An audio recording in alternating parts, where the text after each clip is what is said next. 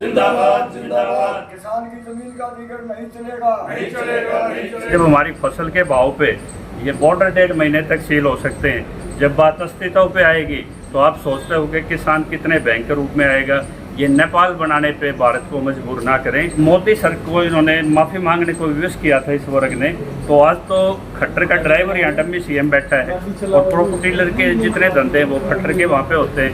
तो एक dummy CM, एक साखा चलाने वाले का एक ड्राइवर, क्या इतने बुद्धिमान किसान जो एक वैज्ञानिक हैं, क्या इनके वो बेवकूफ़ बना सकते हैं? जब आज हम वो मांग करेंगे, जींद के गांव में आपने देखा होगा, एक डीलर से, एक गांव के, एक आईडी से पूरे गांव की वहाँ पे जमाबंदी अपडेट की गई।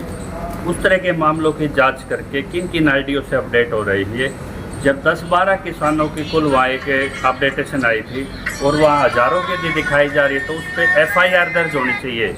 जिंदाबाद जिंदाबाद। किसान की जमीन का अधिग्रहण नहीं चलेगा, नहीं चलेगा, नहीं चलेगा। भूमि अधिग्रहण पर लूट बंद करो, बंद करो, बंद करो। भूमि अधिग्रहण के नाम से लूट नहीं चलेगी, नहीं चलेगी, नहीं चलेगी। इंकलाब जिंदाबाद, जिंदाबाद, जिंदाबाद। जमीन अधिग्रहण के खिलाफ आंदोलन तेज करो, तेज करो, तेज करो। जमीन अधिग्रहण के खिलाफ आंदोलन तेज करो, तेज करो, तेज करो। किसान की लूट नहीं चलेगी।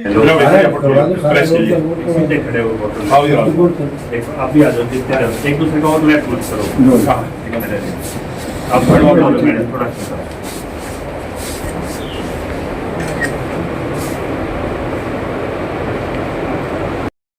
ने बड़े विस्तार से आपको बताया जी लैंड पूलिंग एक्ट की पॉलिसी और फिलहाल जो पंचायत हुई थी जी वो किन इश्यूज़ को लेकर वहाँ के जो रेजिडेंट हैं जिनकी ज़मीन पर डाका मारने की ये सरकार को कोशिश कर रही है जी, वहाँ लोगों की अब मानसा क्या है, वो क्या चाहते हैं और इसके आगे इसके कंसिक्वेंसेस क्या होंगे, ये आपको अंदाज़ा होगा।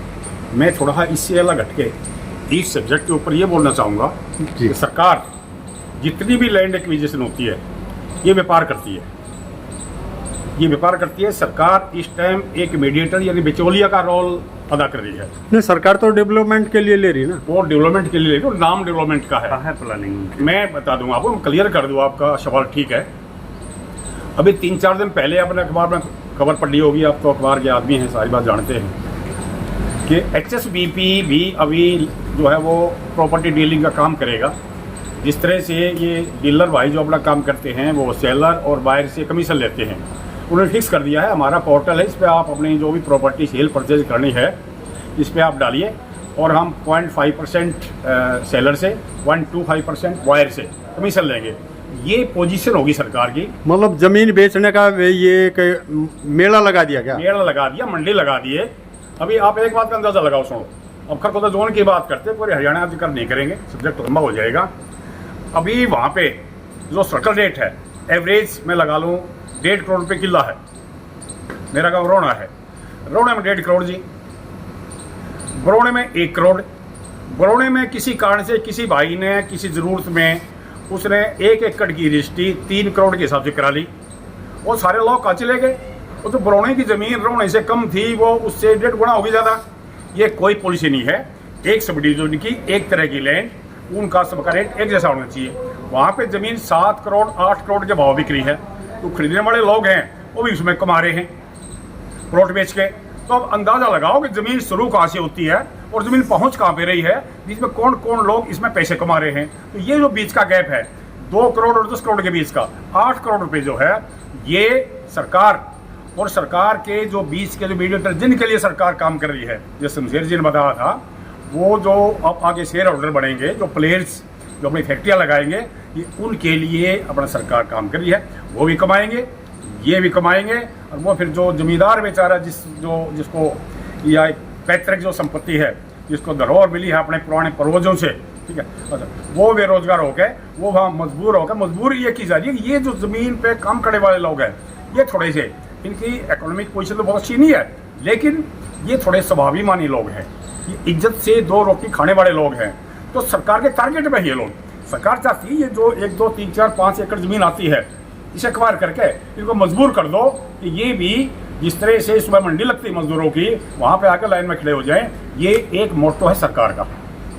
अगर सरकार नहीं मानती है तो अगला स्टेप किसानों के द्वारा क्या लिया जा रहा है? देखिए मैं बताऊँ आपको, देखो हम मतलब ना तो मूर्ख हैं, ना मडामेंट है, जितनी बात ये जानते हैं ना, लगभग इतनी ही बात हम भी जानते हैं। पहले भी सरकार ने कोशिश करके देख ली। 1 साल तक किसान आंदोलन का जो आंदोलन था, पूरे दिल्ली के प्रदेश के चारों तरफ इंटरनेशनल इन्होंने बाउंड्री बना दी थी, जिस तरह से आर्मी लगाते हैं चाइना पाकिस्तान बॉर्डर पे, उसी पैटर्न पर आर्मी लगा रखी थी। उसी तरह से सिक्योरिटी इन्होंने प्रबंध कर रखे थे। लेकिन सरकार को जिद थी, सरकार का टारगेट ठीक था। सरकार किसानों को अपना पता था इस बातों का कि इसका होना क्या है, ये गलत करने लग रहे हैं। शुरू में कहा सरदार थे ये उग्रवादी हैं, ये खालिस्तानी हैं, ये पेड़ हैं, ये कुछ लोग हैं, ये पागल हैं, इनको बहका रखा है। हम एक बात कहा करते, शमशेर सिंह सभा में एक उस लड़ाई में थे, इनको बहका नहीं जा सकता।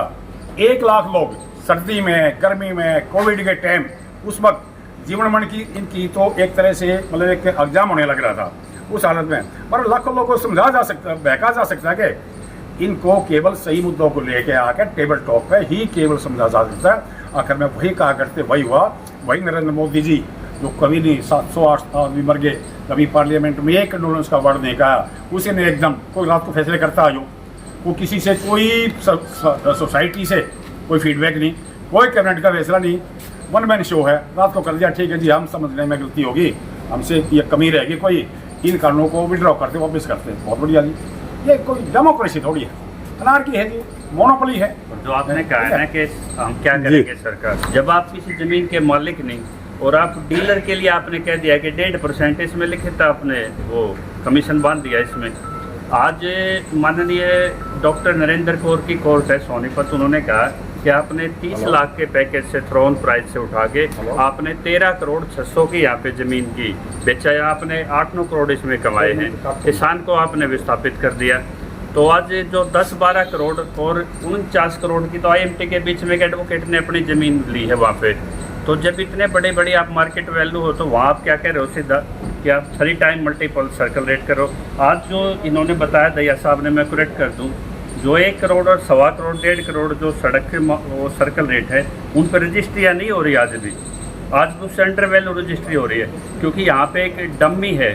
जब मोदी सर को इन्होंने माफ़ी मांगने को विवश किया था इस वर्ग ने, तो आज तो खट्टर का ड्राइवर यहाँ डम्मी CM बैठा है और प्रॉपर्टी डीलर के जितने धंधे हैं वो खट्टर के वहाँ पे होते हैं। तो एक डम्मी CM, एक शाखा चलाने वाले का एक ड्राइवर, क्या इतने बुद्धिमान किसान जो एक वैज्ञानिक हैं, क्या इनके वो बेवकूफ़ बना सकते हैं? जब हमारी फसल के भाव पे ये बॉर्डर 1.5 महीने तक सील हो सकते हैं, जब बात अस्तित्व पे आएगी तो आप सोचते हो कि किसान कितने भयंकर रूप में आएगा।